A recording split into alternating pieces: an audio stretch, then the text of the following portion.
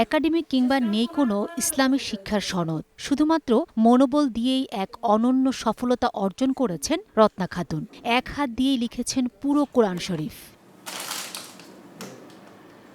গোটা গোটা হরফে লেখা কোরআন শরীফ ছাড়াও রত্না খাতুন তৈরি করেছেন দৃষ্টিনন্দন ইসলামিক ক্যালিওগ্রাফি।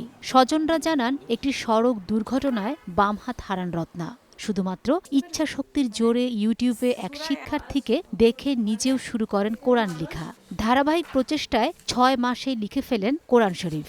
এর পাশাপাশি আল্লাহ ও রসুলের নাম ও বিভিন্ন দোয়ার দৃষ্টিনন্দন ক্যালিওগ্রাফিও তৈরি করেন তিনি। ওয়ান হ্যান্ডেড ক্যালিওগ্রাফার হিসেবে স্বীকৃতি চান বিশ্বে। আমার ইচ্ছা যে আমি কোরআন লিখবই। এই কোরআন লেখার পর আর আমার কোরআনটা সৌদি রয়েছে মিউজিয়ামে আমার রাখার একটা খুব বড় স্বপ্ন। মানে আমার কোরআনটা আমি ওখানে লিখে দিচ্ছি ওয়ান হ্যান্ডেড রাইটার, যে আমি এই কোরআনটা এক হাত দিয়ে লিখেছি। রত্নার অসাধ্যকে সাধন করার বিষয়ে গর্বিত স্বজনরা। এক হাত দিয়ে লিখেছে, লেখাটা অনেক সুন্দর হয়েছে।